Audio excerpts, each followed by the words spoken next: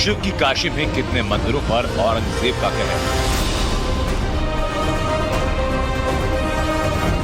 काशी की गलियों में खड़ी एक और ज्ञान बापू।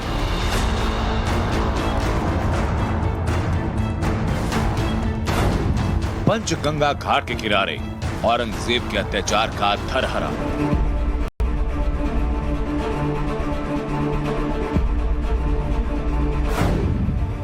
धरहरा मस्जिद या बिंदु माधव मंदिर।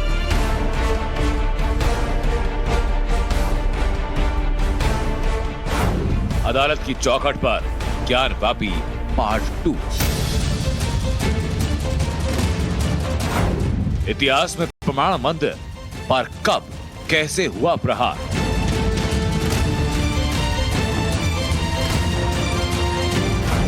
दावे अपने अपने, सत्य सामने आएगा कोर्ट। काशी में नया धर्म युद्ध।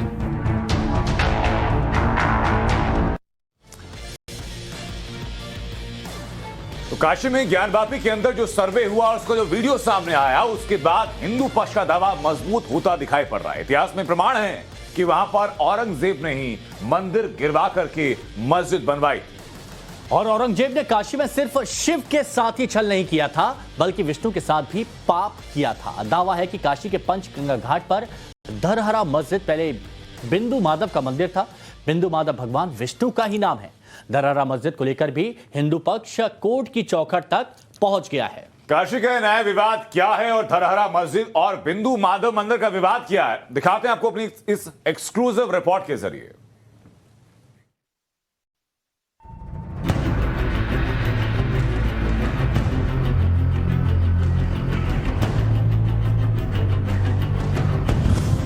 अगर आप काशी में और गंगा नदी की सैर कर रहे हैं, तो जैसे ही आपकी नाव पंचगंगा घाट के पास पहुंचेगी, आपकी नजर एक पल के लिए वहां ठहर जाएगी। आपको दिखेगा एक विशाल मस्जिद। मस्जिद की 2 ऊंची मीनारें और 3 गुंबद। बनारस के 84 घाट में से एकमात्र ये घाट है जहां पर घाट के किनारे मस्जिद है। बाकी ज्यादातर घाटों के किनारे मंदिर ही। पंचगंगा घाट के पास खड़े इस मस्जिद का नाम है धरहरा मस्जिद, जिसे आलमगीर मस्जिद भी कहते हैं। आलमगीर औरंगजेब का ही नाम था और वही औरंगजेब इस जगह भी विवाद की जड़ है। धरहरा मस्जिद को लेकर भी वही दावा, वही प्रमाण है जैसा काशी में ज्ञान वापी मस्जिद को लेकर है। 1669 यानी वो साल जब काशी विश्वनाथ का मंदिर औरंगजेब ने विध्वंस करा। कहा जाता है उसी साल उसके निशाने पर बिंदु माधव का मंदिर भी आया। बिंदु माधव भगवान विष्णु का नाम है। दावा किया जाता है कि औरंगजेब ने भगवान विष्णु के मंदिर को गिराकर यहां भी मस्जिद बनवा दी। यानी शिव की काशी में भगवान विष्णु के साथ ही औरंगजेब ने पाप किया। औरंगजेब ने काशी विश्वनाथ मंदिर को तोड़ा, बिंदु माधव मंदिर को तोड़ा, लाड भैरव को तोड़ा। काशी के सनातन परंपरा पर कुठाराघात करने का काम औरंगजेब जैसे राजाओं के द्वारा हुआ है। जिस जगह धरहरा मस्जिद, वहां पुरातन काल में मंदिर होने के क्या क्या प्रमाण थे आपको दिखाएंगे। लेकिन उससे पहले बनारस हिंदू यूनिवर्सिटी के इतिहास के प्रोफेसर डॉक्टर राजीव श्रीवास्तव बिंदु माधव मंदिर पर क्या दावा करते हैं वो सुनिए। इस्लामिक संस्कृति को विस्तार करने के लिए वो पागल था। वो चाहता था कि हर कीमत पर हम भारत को इस्लामिक देश बना दें। लेकिन जो इस्लामिक देश नहीं बन पाने के पीछे का कारण था वो काशी थी केवल, क्योंकि काशी से तमाम विद्वान ब्राह्मण निकलते थे। वो दुनिया भर में फैल जाते थे और लोगों को हिंदू संस्कृति और हिंदू कल्चर के बारे में बताते थे। औरंगजेब को अच्छी तरह से पता था कि दारुल हर्ब से दारुल इस्लाम बनाने के लिए सबसे ज़्यादा आवश्यक है काशी का विनाश। तो काशी के विनाश की उसने 1669 में बड़ी योजना बनाई। ये बात जगजाहिर है कि औरंगजेब को सनातन धर्म और संस्कृति से नफरत थी। ऐसे में उसने सनातन आस्था के सबसे बड़े केंद्र काशी को टारगेट किया। चुन चुन कर उन मंदिरों की पहचान मिटाने की कोशिश की जहां से वेद पुराण का प्रचार प्रसार पूरी दुनिया में होता था। दावा किया जाता है कि बिंदु माधव मंदिर की नक्काशी बेहद शानदार थी। ऐसे में इसे तोड़े बिना ही औरंगजेब की सेना ने मस्जिद में तब्दील कर दी। ये बेजान पत्थर आज भी धरहरा मस्जिद के अतीत को बयां कर रहे हैं। हिंदू पक्ष का दावा तो यहां तक है कि धरहरा मस्जिद के नीचे तहखाने की जांच की जाए तो वहां भी बहुत मूर्तियां मिलेंगी। इस मस्जिद के प्राचीन रूप का जिक्र कुबेर नाथ शुक्ल की किताब में भी। बिंदु माधव मंदिर पर मुगलों के कब्जे के बाद बगल में ही नया मंदिर बनाया गया। ये मंदिर एक घर के अंदर बना हुआ है जिसे आज भी बिंदु माधव के नाम से ही जाना जाता है और लोग यहाँ दर्शन करने के लिए आते हैं। तो आलमगीर जब यहाँ आया तो उसने उनके कहने पर यह सब मंदिरों को तोड़े, बहुत से मंदिर तोड़े, उसमें ये भी मंदिर तोड़ा गया। ये मंदिर तोड़ा गया तो बाद में इसकी स्थापना यहाँ शिवाजी सब 1672 में यहाँ आए थे। उस वक्त इस मंदिर की यहाँ पर स्थापित किया गया। और ये जो मंदिर पहले उतना ही भाग था, बाद में इस मंदिर का निर्माण महाराष्ट्र में एक औंध स्टेट है, जिला है सातारा, उसमें औंध स्टेट है, उन राजा ने इस मंदिर का निर्माण करा के ये बिंदु माधव की यहाँ स्थापना की। धरहरा मस्जिद के प्राचीन बिंदु माधव होने को लेकर ट्रैवरनियर ने अपनी किताब में जिक्र किया है। फ्रांसीसी यात्री ट्रैवरनियर ने 1665 में वाराणसी की यात्रा की। इस दौरान वो बिंदु माधव मंदिर या बेनी माधव का धरहरा भी गए। ट्रैवरनियर ने अपनी किताब ट्रैवल्स इन इंडिया में बिंदु माधव मंदिर को पगोड़ा ऑफ बनारस बताया है। उनके मुताबिक ये मंदिर पुरी के जगन्नाथ मंदिर के बाद भारत का दूसरा सबसे मशहूर मंदिर था। ट्रैवरनियर ने अपनी किताब में बिंदु माधव मंदिर के गर्भगृह और मूर्ति का भी जिक्र किया। उनके मुताबिक मंदिर में महिलाओं के प्रवेश की इजाजत नहीं थी, ऐसे में वो बाहर से ही दर्शन करती थी। मंदिर में वेदी की दाहिनी तरफ सोने की बनी गरुड़ की मूर्ति थी। बनारस मंदिरों का शहर था और बनारस में इतने प्रसिद्ध मंदिर थे जिसका कोई हिसाब नहीं है। इसका एक अकाउंट या हिसाब जो उस समय का फ्रांसीसी यात्री ट्रैवरनियर और बर्नियर ने दिया है। बर्नियर ने और ट्रैवरनियर ने 1660 से लेके के 1665 के बीच में बनारस की यात्रा की। तो ट्रैवरनियर ने बिंदु माधव मंदिर को लेकर के बहुत डिटेल में उसने अध्ययन रिपोर्ट पेश की है कि उसमें बिंदु माधव मंदिर 147 फीट 2 इंच ऊंचा था और बिंदु माधव मंदिर का जो सामने का जो प्रकार था वो स्वास्तिक के आकार का था। उसकी चारों भुजाएं थीं, चारों भुजाएं समान आकार की थीं। बिंदु माधव मंदिर का जिक्र मत्स्य पुराण और स्कंद पुराण में भी। काशी खंड की एक कथा के अनुसार ऋषि अग्निबिंदु ने भगवान विष्णु की तपस्या की।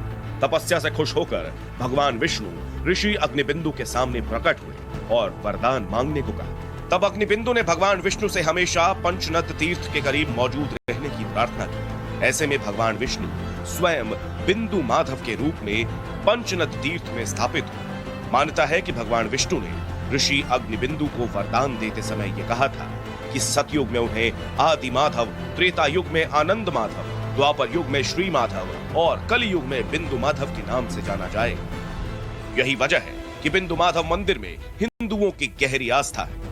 ऐतिहासिक और धार्मिक किताबों में धरहरा की जगह बिंदु माधव का मंदिर होने का जिक्र है, लेकिन मुस्लिम पक्ष का दावा है कि धरहरा मस्जिद किसी भी मंदिर को तोड़कर नहीं बनाई गई। बिंदु माधव मंदिर इसी में था। ये बिंदु माधव का ही प्रांगण है। तालाब जो है अंदर देखेंगे और जब अंदर जाएंगे तो सामने जो बना हुआ है मंदिर का ही वो, इसमें शिलालेख है जो अभी छुपा दिए, उसके अंदर है लेख, शिलालेख लिखा हुआ है। औरंगजेब के समय में मूर्ति को फेंक दिया, बाद में इसको अहिल्याबाई ने स्थापना किया। 400 साल पुराना है सर। 400 साल। ये सारे पूरी मस्जिद भरी रहती है, काफ़ी लोग आते हैं। जुम्मा में आइए, जुम्मा में सारे लोग देखिए भरे रहेंगे, भरे रहते हैं, ये एकदम फूल रहते हैं जुम्मा में। अरे का कोई विवाद नहीं चल रहा है यहाँ पर। यहाँ पर किसी से मोहल्ले के लोग बहुत सारे अच्छे लोग, सारे लोग अच्छे, कभी कोई तरह का विवाद नहीं। रास्ता भूल जाते, नए आदमी आते तो बतलाते हैं लोग। यहाँ किसी तरह का कोई विवाद नहीं। हफीजुर रहमान के मुताबिक भी ये मस्जिद 400 साल पुरानी है, यानी औरंगजेब के वक्त ही ये धरहरा मस्जिद अस्तित्व में आई। वैसे जिस जगह पर धरहरा मस्जिद है उसके आसपास सिर्फ मठ और मंदिर ही है। वहां आसपास मुस्लिमों की रिहायश तक नहीं है। काशी में ज्ञानवापी को लेकर अब जब मामला कोर्ट में है और सर्वे का वीडियो दुनिया के सामने, तो अब काशी के ही इस विवादित धरहरा मस्जिद को लेकर भी सच ढूंढने की मांग उठने लगी। हिंदू संगठनों ने अब धरहरा मस्जिद को लेकर अदालत में याचिका दाखिल की है। हिंदू पक्ष की मांग है कि अगर हर शुक्रवार को मस्जिद में नमाज की इजाजत है तो हिंदुओं को भी दर्शन का अधिकार मिलना चाहिए। हिंदू धर्म से जुड़ा हुआ है, इसलिए हम लोगों को भी वहाँ पूजा अर्चना की अनुमति दी जाए, क्योंकि वो हम लोगों को नहीं दी जा रही है, वो एक दूसरे धर्म विशेष को दी जा रही है। वो क्यों दी जा रही है, इसी का गहन अध्ययन हो और उसके रिपोर्ट सामने आए और वो तत्काल रूप से बंद हो। हिंदुवादी संगठनों की ओर से लगातार मांग उठ रही है कि धरहरा और ज्ञानवापी जैसी इतिहास की विकृतियों को ठीक करना चाहिए। इतिहास की विकृतियों को ठीक करने का जो अवसर आया है, लोग वो सच्चाई जानना चाहते हैं और कुछ लोग हैं कि सत्य पर पर्दा डालना चाहते हैं। काशी के बाद अगर पंचगंगा स्थित जो है बिंदु माधव मंदिर की बात आती है, तो इससे किसी को परेशानी क्यों होनी चाहिए? सत्य के अन्वेषण में न्यायालय का साथ देना चाहिए। धरहरा मस्जिद की निगरानी भारतीय पुरातत्व सर्वेक्षण विभाग करता है। यूपी सरकार का पर्यटन विभाग धरहरा मस्जिद, जिसे आलमगीर मस्जिद भी कहा जाता है, इसे लेकर जो लिख रहा है उसे गौर से पढ़ लीजिए। यूपी सरकार के पर्यटन विभाग की वेबसाइट पर लिखा है, हिंदू मुस्लिम धार्मिक भावनाओं का समामेलन। इस मस्जिद को बेनी माधव का धरहरा के नाम से भी जाना जाता है। मस्जिद के पूरे निचले हिस्से को हिंदू मंदिर के रूप में रखा गया है। ऐसे में जब सरकार भी मस्जिद के निचले हिस्से को मंदिर मान रही है, तो जाहिर है वहां रहने वाले लोग भी चाहते हैं कि धरहरा मस्जिद का सच दुनिया के सामने आना चाहिए। Ashutosh Singh, Varanasi, times now, Navbharat. और धाकड़ एक्सक्लूसिव में बात अब शिरडी के साईं की, जिनके धर्म को लेकर एक बार फिर हंगामा खड़ा हो गया है। और इस बार इस विवाद की शुरुआत छिंदवाड़ा के 2 मंदिरों से हुई। दोनों मंदिरों में साईं की जो स्थापित प्रतिमा को देखकर शंकराचार्य स्वामी स्वरूपानंद सरस्वती के शिष्य नाराज हो गए और साईं को मुसलमान बताकर इन मंदिरों में कभी कदम न रखने की चेतावनी दी। उसके बाद साईं के भक्तों की तरफ से उन्हें जवाब भी दिया गया।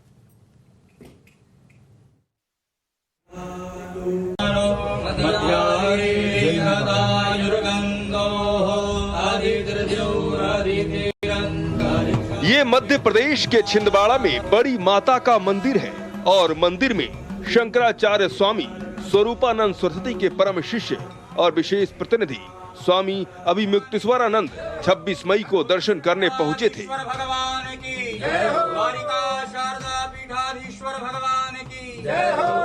वो यहाँ बड़ी श्रद्धा के साथ पूजा अर्चना में लीन थे। माता के दरबार में सच्चे मन से माँ की आराधना कर रहे थे। पूजा से पहले उन्होंने यहाँ प्रसाद और पूजा की थाली वगैरह खुद अपने हाथों से तैयार की थी। मंदिर में प्रवेश से पहले मंदिर के ठीक बाहर उनका स्वागत सत्कार भी खूब किया गया था। मंत्रोच्चारण के साथ मंदिर के पुजारियों ने उनकी आवभगत की थी। शंकराचार्य स्वामी स्वरूपानंद सरस्वती के शिष्य और विशेष प्रतिनिधि स्वामी अभिमुक्तेश्वरानंद ने जब मंदिर में प्रवेश किया तो यहाँ उन्होंने सिर्फ बड़ी माता की पूजा अर्चना नहीं की, बल्कि यहाँ स्थापित हर एक देवी देवता के दर्शन किए। यहाँ दर्शन के बाद माता के जयकारे लगाए गए। स्वामी अभिमुक्तेश्वरानंद के सम्मान में भी नारे लगाए गए। लेकिन इस मंदिर में स्वामी अभिमुक्तेश्वरानंद ने कुछ ऐसा देखा जिससे उनका गुस्सा 7वें आसमान पर जा पहुंचा। वो तिल मिलाते हुए बाहर निकले और अपने शिष्य को जमकर फटकारा। तुम्हारी शक्ल देख करके हमने गाड़ी रिवर्स कर ली और तुम हमको ऐसे गड्ढे में ले जाके निकालते हो। साईं के दर्शन करने जाएंगे हम। धोखा दिया इस लड़के ने हमको। शिष्य पैर छूकर गुस्साए स्वामी जी से क्षमा देने की गुहार लगाता रहा, लेकिन स्वामी अभिमुक्तेश्वरानंद अपने शिष्य की एक बात भी सुनने को तैयार नहीं थे। वो बार बार अपने शिष्य पर धोखा देने का आरोप लगाते रहे। धोखा दिया। अब समझना ये है कि इस मंदिर में जब दर्शन के वक्त सब कुछ ठीक ठाक था, तो अचानक स्वामी जी ने ऐसा क्या देख लिया जिससे उनकी नाराजगी सभी सीमाओं को लांघ गई। तो पत्रकारों से बात करते हुए स्वामी अभिमुक्तेश्वरानंद ने इसका जवाब भी दिया। हमको बड़ी प्रसन्नता हुई कि भगवान का दर्शन होगा। जी, एक देवी जी के मंदिर में हम गए और एक राम जी के मंदिर में। जी, लेकिन दोनों जगह जी जो दृश्य हमने देखा जी, उससे हमको ये समझ में आया जी कि छिंदवाड़ा के हिंदुओं का खून विकृत हो गया है। जी गुरु जी, इससे ज्यादा हम कुछ नहीं कहेंगे। काशी और मथुरा में दोनों जगह पे वो चाई की मूर्ति जी बैठी हुई है। जी जी हमारे भगवान के मंदिर में उसका क्या काम है? जी भगवान। लेकिन अगर उसका गुरुजी उसका आपको स्थापना करना है, उसकी पूजा करनी है जी, तो फिर भगवान राम की जरूरत क्या है आपको? जी कृष्ण की जरूरत क्या है? फिर उसी की करके कर लीजिए। लेकिन ये सांकर्य जी घालमेल ये ठीक नहीं है और ये हो रहा है, इसलिए दूर से ये प्रणाम है। असल में स्वामी अभिमुक्तेश्वरानंद छिंदवाड़ा में श्री राम मंदिर और बड़ी माता मंदिर के दर्शन करने पहुंचे थे, लेकिन यहाँ हिंदू देवी देवताओं के साथ में शिरडी के साईं की मूर्ति भी स्थापित थी। स्वामी अभिमुक्तेश्वरानंद इस बात पर विफर पड़े। उन्होंने साईं को मुस्लिम बताया और यहाँ फिर कभी दर्शन न करने की चेतावनी देते हुए फौरन चले गए। भविष्य में कभी भी इन मंदिरों में हम नहीं घुस सकेंगे। बड़े दुख के साथ हम, बड़े खुशी से हम आए थे और बड़े दुख के साथ हम जा रहे हैं। जब तक ये परिसर पवित्र नहीं हो जाते, यहाँ से ऊंचाई निकल करके तोड़ करके फेंका नहीं जाता, तब तक हम प्रवेश नहीं करेंगे। विवाद बढ़ने के बाद खबर है कि श्री राम मंदिर में लगी साईं की मूर्ति को हटा दिया गया है। वहाँ माता मंदिर की दीवार पर लगी साईं बाबा की मूर्ति को भी हटाया गया है। यहाँ गौर करने वाली बात यह है कि स्वामी अभिमुक्तेश्वरानंद शंकराचार्य स्वरूपानंद सरस्वती के शिष्य हैं। शंकराचार्य स्वरूपानंद सरस्वती कई साल से शिरडी के साईं को मुस्लिम बताकर उनकी पूजा अर्चना का विरोध करते रहे हैं और हर बार साईं के भक्तों की तरफ से उन्हें जवाब भी दिया जाता रहा है। इस बार भी साईं के भक्तों ने शंकराचार्य के शिष्य अभिमुक्तेश्वरानंद को साईं को मुस्लिम कहने पर जवाब दिया। बहुत गलत कहा है, उनको पता ही नहीं फिर वो क्या है, क्यों साईं का नाम लेते फिर ये। साईं बाबा का कोई धर्म नहीं, जो जिस धर्म से मान ले उसी धर्म से हैं। वो हिंदू हैं तो हिंदू हैं, मुसलमान हैं तो मुसलमान। उन्होंने किसी को अपना धर्म बताया ही नहीं है और उन्होंने बोला किसी का कोई धर्म नहीं होता, सबका मालिक एक होता है। मैं ये मानता हूँ जो इनका चढ़ावा आ रहा ना, उससे इनको जलेसी है, बस और कुछ नहीं है। वो चाहते हैं कि बाबा के पास इतने भक्त क्यों जा रहे हैं, उनके यहाँ कोई आता नहीं है। यहाँ पर सवाल ये है कि साईं के धर्म से जुड़ा ये विवाद आखिर खत्म क्यों नहीं होता? बार बार साईं के धर्म पर संग्राम क्यों छिड़ जाता है? ठीक उसी वजह से जिस तरह से साईं के जन्म को लेकर विवाद है।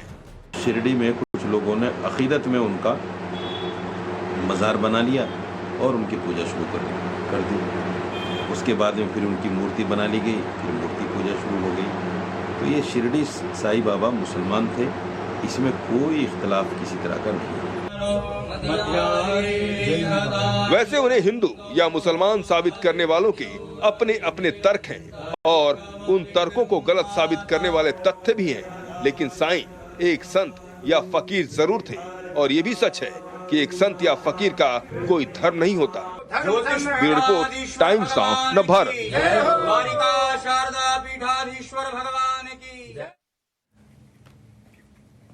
और अब बात करेंगे कश्मीर में टारगेट किलिंग की, जिसका टेरर का अध्ययन करने का वक्त आ चुका है। जम्मू कश्मीर में हिंदुओं की टारगेट किलिंग का मामला अब सुप्रीम कोर्ट पहुंच गया है।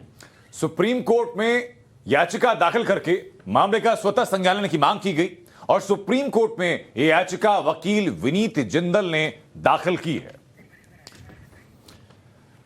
और इसी दौरान एक बड़ी खबर की बात करते हैं। गृह मंत्री अमित शाह एक बड़ी बैठक करने वाले हैं।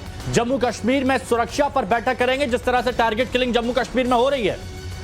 तो 3 जून को गृह मंत्री अमित शाह ने यह बैठक बुलाई है। इस वक्त की बड़ी खबर, सुरक्षा के हालात की समीक्षा लेंगे गृह मंत्री। हाल ही के दिनों में यह आरोप लगाया जा रहा है कि धर्म के आधार पर टारगेट किलिंग की जा रही है घाटी में, और इसी को लेकर के गृह मंत्री का यह सक्रिय कदम।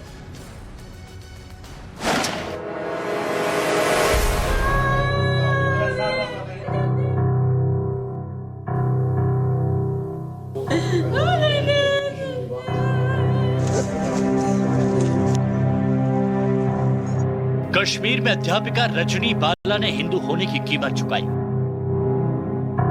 रजनी बाला की कुलगाम में हत्या हिंदू होने के कारण ही हुई। टाइम्स नाउ नवभारत ने सांबा में रजनी बाला के पति राजकुमार से बात की। उन्होंने कहा कि वो अब कभी कश्मीर वापस लौटकर नहीं आएंगे। आतंकी खतरे को देखते हुए उन्हें अपनी बेटे की फिक्र भी सता रही है। खतरा भी है, अगर मुझे भी कुछ हो जाए तो वो अकेली जान क्या करेगी फिर वो, इसलिए मैं नहीं जाना चाहता हूँ वहाँ। मैं चाहता हूँ कि मुझे यहीं पोस्ट किया जाए, ट्रांसफ़र किया जाए यहाँ इमीडिएटली, ताकि मैं अपनी गुड़िया के साथ अपनी फैमिली के साथ रह लें, ताकि हम सारे मिलके उसको पाल सकें। मुझे अब उसकी बहुत बड़ी रिस्पॉन्सिबिलिटी मेरे पे है, बहुत बड़ी जिम्मेवारी। मुझे अपना नहीं, उसका बहुत फिक्र है। बीजेपी प्रदेश अध्यक्ष रविंद्र रैना ने सांबा में रजनी बाला के घर जाकर पीड़ित परिवार से मुलाकात की। उन्हें बताया कि कश्मीर में टारगेट किलिंग के जवाब में और अल्पसंख्यक हिंदुओं की सुरक्षा को लेकर जम्मू कश्मीर के एलजी के साथ मिलकर बड़े प्लान पर काम शुरू हो चुका है। रविंद्र रैना ने इसी के साथ पीड़ित परिवार को इंसाफ का भरोसा दिलाया। बड़ी साजिश पाकिस्तान से हो रही है। हम पिछले 32 सालों से we are in a state of war, हम जंग लड़ रहे हैं और इस जंग में हमने आतंकवादियों की और पाकिस्तानियों की कमर तोड़ी है। कुछ बचे खुचे आतंकवादी हैं जो इस प्रकार की घटनाओं को अंजाम देते हैं, उनको भी जमीन दोस्त करेंगे, वो भी जमीन के अंदर गाड़ के रख दिए जाएंगे, किसी को नहीं बख्शा जाएगा। लेकिन आतंकी संगठन लगातार वीडियो जारी करके कश्मीरी हिंदू कर्मचारियों और अन्य राज्यों से आए लोगों को कश्मीर छोड़ने के फतवे जारी कर रहे हैं। पिछले कुछ महीने से बेगुनाहों पर हमले काफी तेजी से बढ़े हैं। इसी वजह से राहुल भट्ट के बाद अमरीन और अब रजनी की हत्या के बाद हिंदू अल्पसंख्यक सड़कों पर उतरकर प्रदर्शन करने को मजबूर हैं।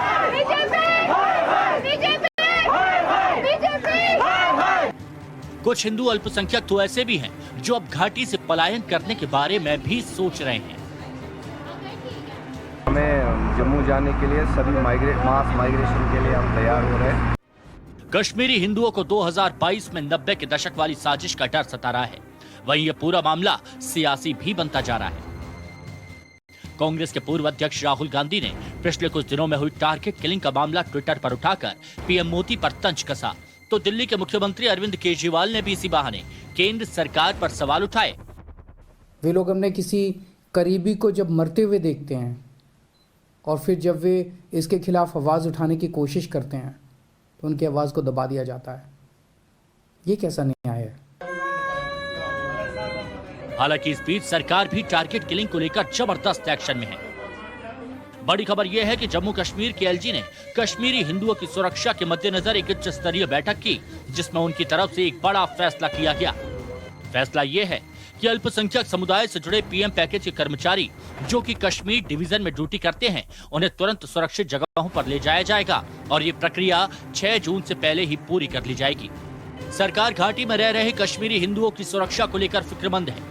पीड़ित परिवार को इंसाफ दिलाने का वादा कर रही है। उन्हें भरोसा दिला रही है कि पाकिस्तान से रची जाने वाली टारगेट किलिंग वाली साजिशों का अंत होकर रहेगा। सेना सुरक्षा बल को टारगेट किलिंग के बढ़ते टेरर का दी एंड करने का आदेश भी जारी हो चुका है और देश ये मानकर चले कि वो दिन दूर नहीं जब कश्मीर में 90 की साजिश रचने वाले ऐसे आतंकी और उनकी आका दोनों जहन्नुम पहुंचा दिए जाएंगे और घाटी में अमन की जीत होकर रहेगी।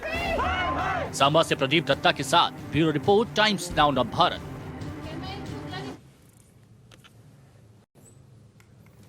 और फिलहाल रुकने छोटे से ब्रेक के लिए जल्द वापस और लौट रहे हैं धागड़ एक्सक्लूसिव में कुछ और अहम खबरों के साथ।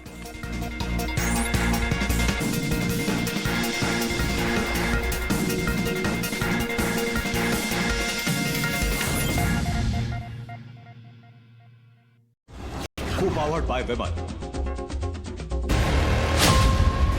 ज्ञानवापी में आकृति खोल रही सारे राज। देखने में बिल्कुल लगता है शिवलिंग ही लगते हैं, बिल्कुल लगते हैं।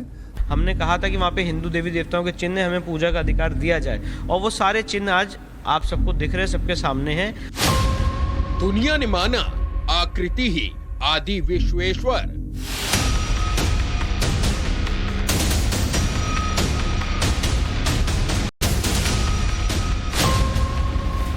अब वायरल वीडियो से नए झूठ का प्रसार।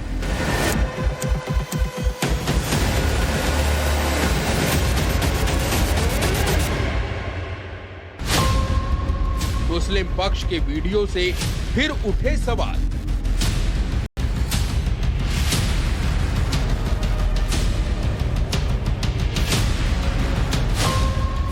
आकृति वाले वीडियो के जवाब में फव्वारे की पाइप का वीडियो।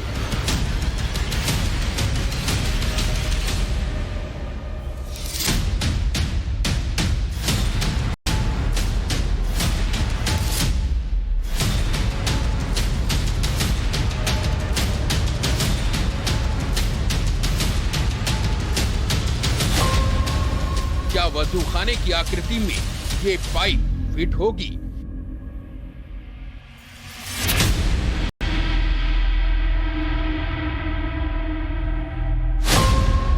क्या है फव्वारे वाली पाइप पर एक्सपर्ट ओपिनियन?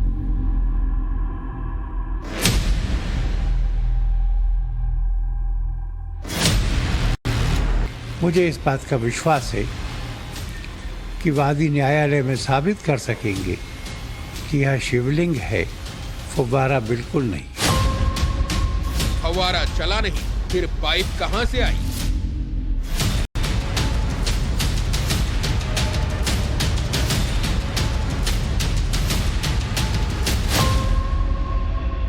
मुस्लिम पक्ष के वायरल दावे में कितनी सच्चाई?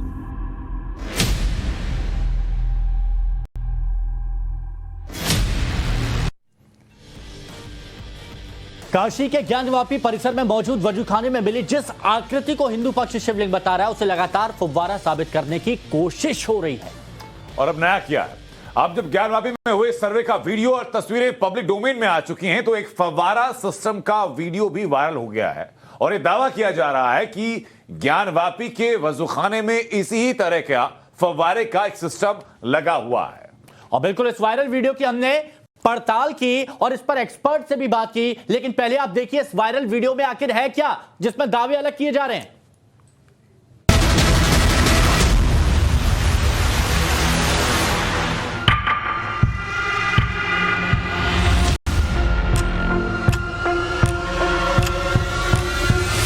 टाइम्स नाउ नवभारत ने आपको सबसे पहले दिखाया, सबसे करीब से दिखाया कि सर्वे के दौरान ज्ञानवापी के वजूखाने में एक आकृति मिली। उस आकृति पर संग्राम छिड़ गया। हिंदू पक्ष ने दावा किया कि उनको महादेव मिल गए। नंदी सदियों से महादेव का इंतजार कर रहे थे, नंदी को महादेव मिल गए। मुस्लिम पक्ष का दावा इससे बिल्कुल अलग था। मुस्लिम पक्ष ने कहा कि आकृति फव्वारा है, जिसे साबित करने के लिए मुस्लिम पक्ष की अपनी दलील और दलील के साथ एक वायरल वीडियो। पहले आप इस वीडियो को देखिए। मुस्लिम पक्ष का दावा कि वजूखाने में मिली आकृति फव्वारे की है और आपकी स्क्रीन पर दिखाई दे रहा फव्वारा उसी तकनीक से काम करता है जैसे ज्ञानवापी के वजूखाने का फव्वारा काम करता था। ये दावा कर रहे हैं अंजुमन इंतजामिया कमेटी के केयरटेकर मोहम्मद एजाज। मैंने उसकी खुद मरम्मत कराया है, उसमें पाइप आज भी मौजूद है। इससे बड़ी दलील क्या हो सकती है? ये कब से था? अरे बहुत पहले से चला आ रहा है, लेकिन इधर क्या नाम है, बंदरों के उत्पाद की वजह से बंद करना पड़ा। रोज बनवाना पड़ता था, इसलिए नहीं बनवाना छोड़ दिया। और उसको अलग से आज भी चक्री उसकी मौजूद वहाँ रखी हुई है। मोहम्मद एजाज ने कहा कि बंदरों के उत्पाद की वजह से फव्वारे को बंद कर दिया गया। वो पूरे कॉन्फिडेंस के साथ ये भी दावा करते हैं कि ज्ञानवापी के वजूखाने में मौजूद तथा कथित फव्वारे को उन्होंने चलाया भी। सवाल है कि कब, क्योंकि उस आकृति को देखने से लगता है कि वर्षों से वो पानी में डूबी है, यानी बंद है। और अगर वो फव्वारा है तो उसका इस्तेमाल क्यों नहीं किया जा रहा? ये कब बंद किया गया था? हो गया होगा 10-12 साल पहले। अच्छा, उससे पहले एज इट इज वहां से चलता था? हाँ बिल्कुल चलता था। मैंने खुद चलाया, मैंने खुद मरम्मत उसकी कराया है। ऐसी कोई वो नहीं है कि क्या नाम है हम जुबानी कह रहे हैं, हवा में कह रहे हैं। ये कितने सालों से था ये फव्वारे की बात अगर कही जा रही? मैं तो जब से मुझको 30-32 साल में तब से देखता चला आया हूँ। और उससे पहले क्या रहा होगा तभी मैंने देखा। ये कहिए कि मैंने फव्वारा को मैंने कहना उसको स्थापित किया, तो ये कहना संभव नहीं है। मोहम्मद एजाज केयरटेकर हैं, 30-32 सालों से यहाँ हैं। उन्होंने फव्वारा चलने की पूरी टेक्नोलॉजी भी बता दी। मोहम्मद एजाज ने तो आकृति की मांग भी कर डाली कि हमें दे दी जाए तो हम फव्वारा चलाकर भी दिखा देंगे। पहले क्या नाम हमारा समरसेबुल वहाँ पहले जेट पंप था, अब समरसेबुल है। उसी के पाइप में लगा के जब हमें इस्तेमाल करना होता तो करते थे। लेकिन बंदर क्या नाम रोज उसको हिलाते बुलाते थे, टूट जाता था, इसलिए बनवाना बंद कर दिया था। और क्या, उसी बाकायदा मैं उस वीडियो में सफाई करते हुए मेरी तस्वीर खुद उसमें मौजूद है। आज भी उसमें पाइप मौजूद है। और अगर क्या नाम हमें दिया जाएगा तो हम उसको चलाकर भी दिखा देंगे। अच्छा, आप चला के उसको चलाकर भी दिखा देंगे। मोहम्मद एजाज किसी भी तरह से मानने को तैयार नहीं कि आकृति फव्वारा के अलावा कुछ और भी हो सकता है। अपनी दलील को बल देने के लिए उन्होंने शिवलिंग की संरचना का विस्तार से वर्णन भी कर दिया। ऐसा नहीं क्यों खराब हो गया, बस सिर्फ पाइप मरम्मत करना होगा, मरम्मत करा के दिखा देंगे। अब भाई वो जो भी कहें, अब शिवलिंग में छेद नहीं होता है, शिवलिंग इस तरीके का नहीं होता है। अंजुमन इंतजामिया कमेटी के केयरटेकर मोहम्मद एजाज तो पूरे आत्मविश्वास से कह रहे हैं कि ज्ञानवापी के वजूखाने में जो आकृति मिली वो फव्वारा है। टाइम्स नाउ नवभारत की टीम ने तय किया कि फव्वारे वाली मस्जिद के जहीर अहमद से राय लेते हैं कि फव्वारा है या फिर हिंदू पक्ष की दलील सही। देखिए, फव्वारा जो आकृति देखने में लगती है वो तो फव्वारे जैसी ही लगती है। उसमें चक्री भी ऊपर दिखाई देती है, छेद भी दिखाई दे रहा है, और पुरानी ज़्यादातर मस्जिदों में फव्वारे हुआ करते हैं। बनारस में भी शाही मस्जिद ज्ञानवापी हो या शिया जमा मस्जिद हो या बिंदु माधव मंदिर मस्जिद हो, सारी मस्जिदों में फव्वारा है। जहीर अहमद साहब को फव्वारे की अच्छी जानकारी है। जिस फव्वारे के फ्रेम का वीडियो वायरल हुआ उसकी पूरी टेक्नोलॉजी जहीर अहमद ने समझा दी कि वो काम कैसे करता है। बाउंड्री जो वॉल बाहर की होती है, जिस वॉल के अंदर ये फव्वारा होता है, उसके चारों तरफ पाइप लगी होती है। उसी पाइप से एक चक्री होती है नीचे जिसमें पानी आता है चारों तरफ से, और जो चूंकि चारों तरफ से वो पानी आता है तो वो फोर्स बना के ऊपर पानी निकालता है। इसी टाइप से ये स्ट्रक्चर होता है। ज्ञानवापी के वजूखाने में मिली आकृति को फव्वारा साबित करने की हर दलील जहीर साहब के पास मौजूद है। हमारे यहाँ मूल मस्जिद हमारे फोर फादर ने भी बताया कि उनके जमाने से ये था। इसका मतलब ये हुआ कि करीब ये सैकड़ों साल पहले से तो है ही है, इसमें कोई दो राय नहीं है। स्ट्रक्चर किसी के यहाँ कोई डिफरेंट हम नहीं कर सकते, लेकिन पानी की सप्लाई का तरीका वही होगा, क्योंकि उसके बिना पानी आ नहीं सकता फुव्वारे में। स्ट्रक्चर किसी का कुछ डिफरेंट हो सकता है, लेकिन जो है पानी सप्लाई का तरीका वह तो वही होगा, क्योंकि पानी तो उसमें आएगा तभी पानी बाहर निकलेगा। तो चारों तरफ से पाइप होता है, उसी से प्रेशर बनता है, क्योंकि बिजली तो थी नहीं पहले। जहीर अहमद साहब ने आकृति को फव्वारा साबित करने की हर तरह की दलील पेश की। उनसे यह भी पूछा गया कि हिंदू पक्ष के शिवलिंग के दावे का आखिर क्या उनके दावे में कोई दम नहीं? तो सुनिए जरा कि जहीर अहमद ने क्या राय दी। देखिए, सिर्फ आकृति के आधार पर यह कहना कि ये शिवलिंग है, अभी मैं इंटरनेट पे देख रहा था, अमेरिका में उस टाइप के बहुत पत्थर लगे हैं, किसी ने कह दिया यही सब शिवलिंग है। तो आकार तो बहुत जगह वैसे हो सकते हैं, लेकिन केवल आकार के आधार पर ये कह देना कि शिवलिंग है तो बहुत अजीब है। उसको तो हमें डिटेल देखना पड़ेगा ना। अगर ये कह रहे हैं केवल आकार शिवलिंग का होने से कोई चीज शिवलिंग तो नहीं हो जाएगी। बात इस बात पर पहुंच गई कि पत्थर में छेद किया भी तो जा सकता है। तो जहीर अहमद ने इसे चुनौती की तरह लिया और हमें ही चैलेंज दे दिया कि पत्थर में छेद करके दिखाई। प्रैक्टिकल नहीं है सर, कैसे पॉसिबल है? वो तो बहुत सोफिस्टिकेटेड मशीन चाहिए जो अंदर ले जाई जाने संभव नहीं है, नहीं हो सकता। आप बताइए, आप किसी पत्थर को ले लीजिए, वो तो बड़ा इंपॉर्टेंट पत्थर होता है जो शिवलिंग होता है। आप उसमें 23 इंच का छेद किसी मामूली ड्रिल से करके दिखा दीजिए, मामूली क्या अच्छी ड्रिल से करके दिखा दीजिए, नहीं कर सकते। फव्वारे वाली मस्जिद के जहीर अहमद ने हिंदू पक्ष की राय को पूरी तरह नकार दिया। हमने ज्ञानवापी मस्जिद कमेटी के जॉइंट सेक्रेटरी SM यासीन से ज्ञानवापी के वजूखाने में मिली आकृति के बारे में पूछा। ये तो 1850 के आसपास शायद ये फव्वारा बनाया गया था, और फव्वारे में पहले कोई इलेक्ट्रिक मैकेनिज्म नहीं हुआ था कि फव्वारा चलता था। सरकारी पाइपलाइन जुड़ी हुई थी, जब प्रेशर आता था तो वो चलता था। मैंने खुद उसको चलते हुए देखा है फव्वारे को। उसके बाद जब पाइप सड़ गई, पाइप आज भी वहाँ रखी हुई, जो सड़ी हुई पाइप थी जो हटाई गई वो आज भी रखी हुई है। यासीन साहब इस आकृति को फव्वारा बता रहे हैं। दावा ये कि उन्होंने खुद इसे चलते देखा है, लेकिन यासीन साहब ये नहीं बता सके किस तरह का फव्वारा दुनिया के और किस हिस्से में मौजूद है। इसकी जानकारी शायद किसी के पास नहीं। जो फव्वारे की चर्चा काशी विश्वनाथ मंदिर ज्ञानवापी में हुई, उस तरह का फव्वारा तो कहीं नहीं बना है।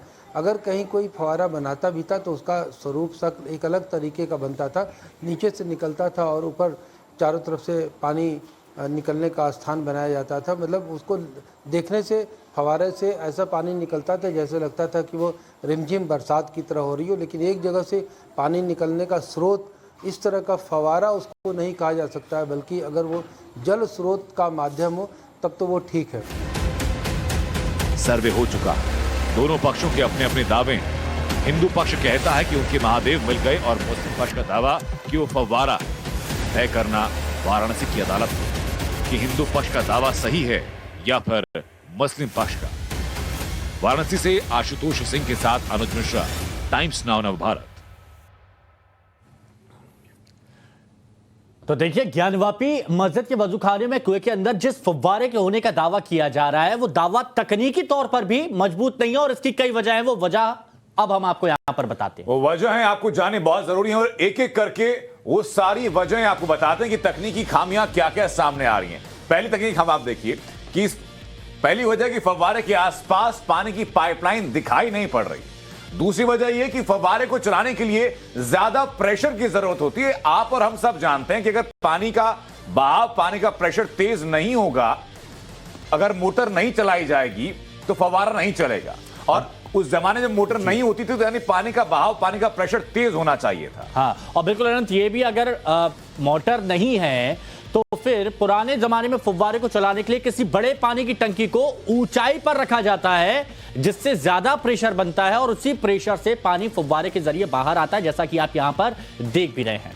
अब यहां गौर करने वाली बात यह कि वजूखाने में आसपास ना तो कोई मोटर दिखाई पड़ी थी वहां पर जो बताया जा रहा है, और ना ही पानी की कोई बड़ी सी टंकी ऐसी दिखाई पड़ी जो कि बहुत ऊंचाई पर रखी हो जहां से प्रेशर के साथ पानी नीचे आ सके। और जो दावा किया जा रहा है कि फव्वारा कैसे चलता था उसी प्रणाली से फव्वारा वहां पर चल सके। यह आपको ग्राफिकल रिप्रेजेंटेशन के जरिए और तथ्यों के आधार पर बताया कि दावा कितना सही प्रतीत हो रहा है या कितना गलत साबित हो सकता है। और बिल्कुल इस पॉइंट को अगर आप देखेंगे, सिर्फ पानी भरने के लिए कुआं और फव्वारा बनाया गया था क्या, ये भी सवाल यहां पर खड़ा होता है। चौथी वजह जो हम यहां पर आपको बता रहे हैं, और एक एक वजह हम यहां पर आपको बता रहे हैं ताकि आप बेहतर तरीके से समझ सके कि आखिर वो फव्वारा क्यों नहीं हो सकता है। हालांकि कोर्ट तय करेगा, ये जितना भी मामला है ये पूरा कोर्ट तय करेगा, लेकिन ग्राफिकली हमने आपको बताया ताकि आप बेहतर तरीके से समझ सकें।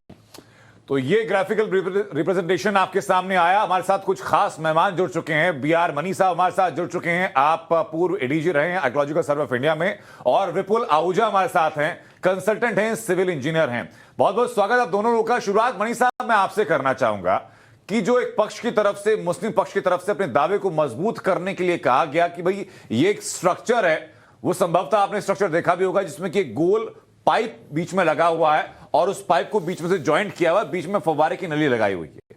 वो कहते हैं कि भाई ये वैसा फव्वारा है जो वहां पर वजूखाने में लगा हुआ है। मेरा तो हॉरिजॉन्टल है, हॉरिजॉन्टल है, आपका वर्टिकल हो रहा है। जी, फ्रेम को हम लोग ठीक कर रहे हैं सर, लेकिन मेरा सवाल अगर आप तक पहुंचा हो तो आप लोगों को बताएं कि क्या एएसआई में होने के नाते आपने अपने करियर में ऐसा कोई फव्वारा देखा जो बिना किसी प्रेशर के चलने में सक्षम हो? माफ कीजिएगा, आवाज बीच में रुक गई थी। आपका प्रश्न मुझसे है क्या? जी मनी साहब। जी, मैंने पिछले 40 वर्षों तक पुरातत्व के क्षेत्र में काम किया और इस तरह का कोई भी फव्वारा मुझे मुगल काल का या उससे पहले का या बाद का कभी दिखाई नहीं दिया। इसमें मैं ये अवश्य कहूंगा कि अगर वहां, चूंकि मैं इस सर्वे टीम का सदस्य नहीं हूं जी, तो इसलिए मैंने साइट पे नहीं देखा है जी, लेकिन जहां तक जो तस्वीरें आ रही हैं और वीडियो आ रहे हैं उनमें अगर कोई सर्कुलर पाइप वहां बिछा है और उसमें छेद है तो हो सकता है कि उसमें पानी आए जी, लेकिन वो भी पानी जो सप्लाई का पानी है नल का उसके माध्यम से आ सकता है जी। उस क्षेत्र में जब तक कोई साइफन सिस्टम से पानी उठाया नहीं जाएगा, जैसे पुराने समय में खासतौर से मुगल काल में जी, रहट होती थी, रहट से पानी ऊपर उठाया जाता था और दीवालों के थ्रू वो पानी चल करके जहां उसको ले जाना होता था वहां ले जाया जाता था। तो इस तरह का वहां कोई सिस्टम नहीं है। दूसरी बात कि जो फव्वारे की, जिसको फव्वारा कह रहे हैं और जिसको दूसरा पक्ष शिवलिंग कह रहा है, वहां शिवलिंग का स्वरूप तो पूरी तरह से दिखता है। उसके ऊपर ऊपरी हिस्से में ऐसा लगता है कि सीमेंट या कुछ पत्थर वगैरह लगा करके बिल्कुल ये अपना अंदाजा मणि साहब हो सकता है। हालांकि अंतिम निर्णय कोर्ट का ही है कि कोर्ट तमाम सर्वे के आधार पर, सबूतों के आधार पर क्या मानकर चलता है। विपुल आहूजा साहब, सवाल मेरा आपसे ये है, मेरी जिज्ञासा भी जानने के लिए, कि मुगल काल में जिस वक्त मोटर तो नहीं होते थे, जिस वक्त फव्वारे की बात की जा रही है, तो जितनी मेरी समझ कहती है वो ये कहती है कि अगर पानी को आपको बहाव तेज करना है तो उसको एक निश्चित ऊंचाई से आपको नीचे की तरफ बहाना होगा ताकि पानी तेज प्रेशर के साथ आ सके। क्या इसके अलावा कोई और तरीका एज अ सिविल इंजीनियर आप देखते हैं कि तब अपनाया जा सका होगा? नहीं, वो बात तो ठीक है, लेकिन तभी भी अगर पाइप अभी भी बाहर से निकाली गई है तो अंदर की पाइप जो है वो अभी भी अंदर होनी चाहिए।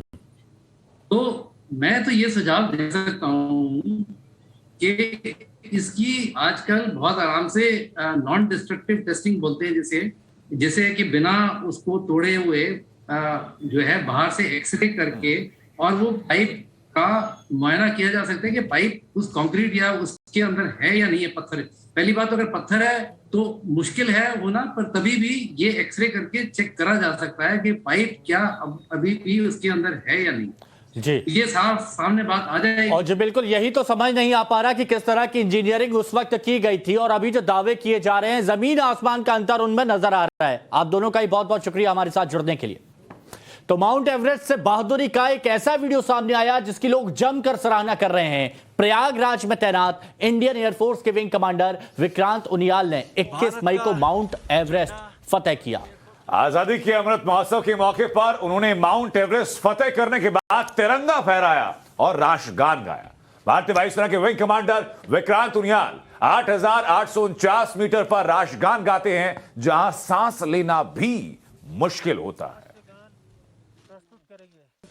जनगण मन अधिनायक जय हे, भारत भाग्य विधाता, पंजाब सिंध गुजरात मराठा द्राविड़ उत्कल बंगा, विंध्य हिमाचल यमुना गंगा, उच्चल जलधि तरंगा, तब शुभ नामे जागे, तब शुभ आशीष मांगे, गाए सब जय गाता, जनगण मंगलदायक जय हे, भारत भाग्य विधाता, जय हे, जय हे, जय हे, जय जय जय जय हे।